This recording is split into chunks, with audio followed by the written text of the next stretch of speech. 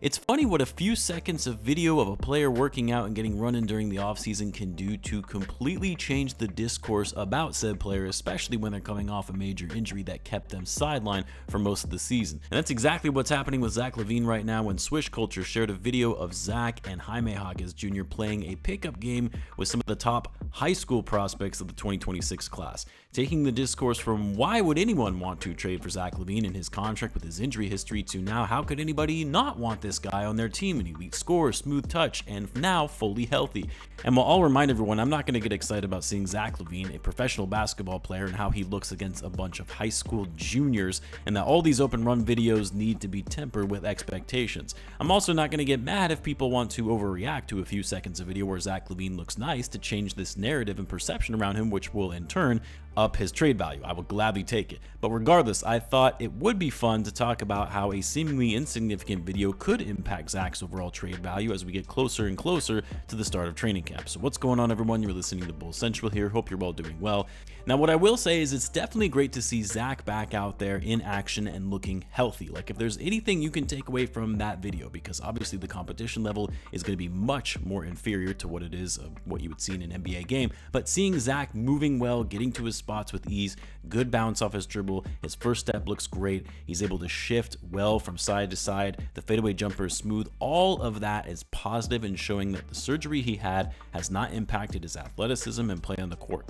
And all the concern that teams may have about trading for a player on a max deal who they weren't sure how he would bounce back from surgery, those concerns can now be alleviated. Yes, the contract is still there. Sure, there's still concerns about his winning impact on the court. Like, there are still going to be hesitations about trading for Zach Lavine because of this perception he has around the league. Whether it's fair or not, that's the reality of it. But at least now it's clear he's healthy and ready to play.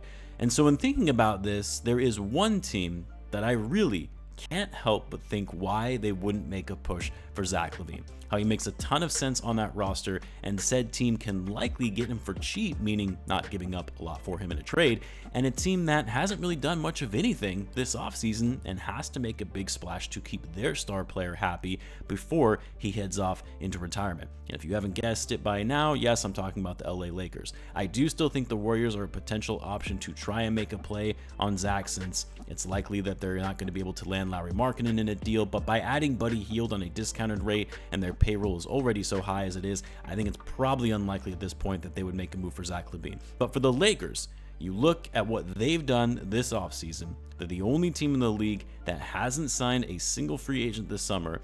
They haven't made any trades to bolster their roster. They drafted Dalton Connect and Bronny James, who aren't going to move the needle for them. This is a team that finished 8th in the West last season, was 19th in overall net rating, and got bounced in the first round of the playoffs in 5 games.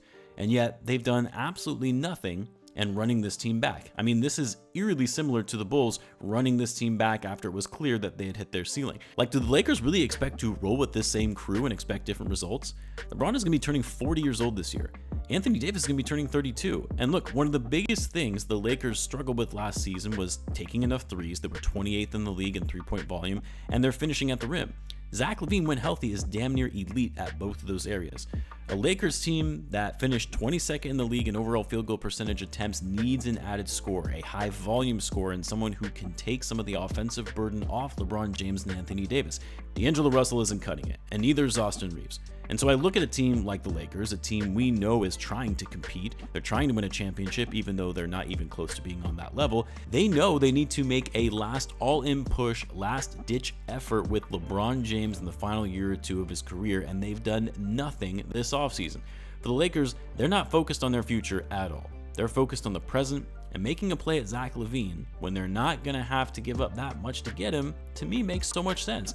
Gives the Lakers a true second or third scoring option. This enables Anthony Davis to focus more on the defensive side of the ball where he's at his best.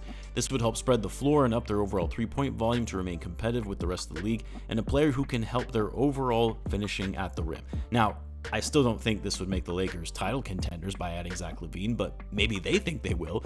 And even if they don't believe it themselves, they might just think, well, this is a big enough splash of a move to keep the buzz and talk around them strong, and also show, hey, or at least doing something to try and make this team better. Now the question is, well, what would a trade look like for the Bulls to send Zach Lavine to the Lakers?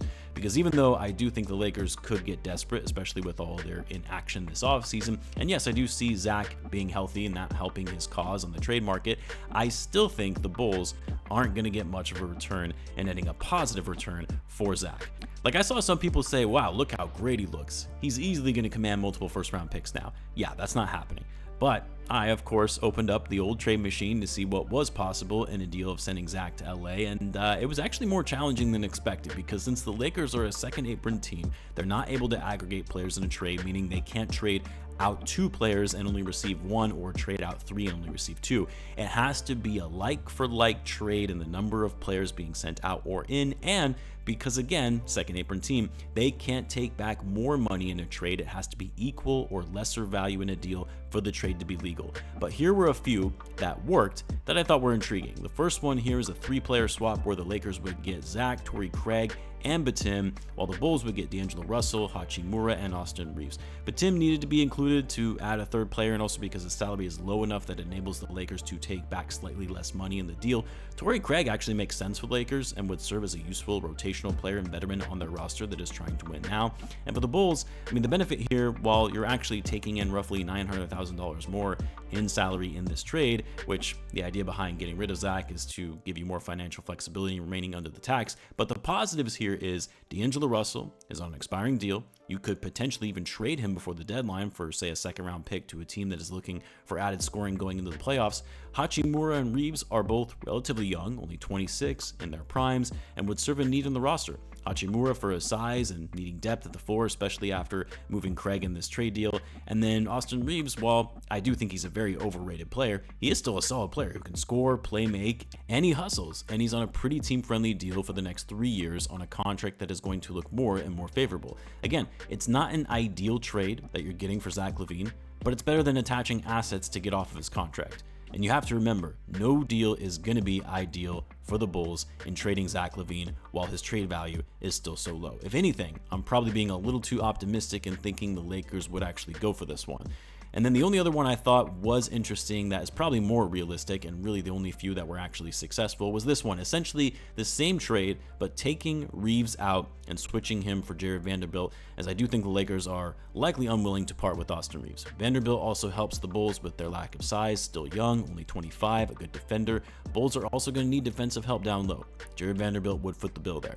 Again, these aren't going to be game-changing moves, but if the goal is to finally move on from Zach Lavine, if you're looking to focus on your future, on the development of your young players, and free up financial flexibility for your future as well, these are 2 ways to do it where you don't have to sacrifice future picks in order to get it done.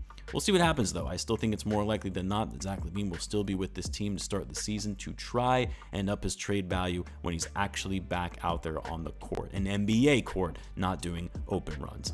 Let me know what you guys think of these trade scenarios in the comments. As always, be sure to subscribe, and I'll see you in the next one.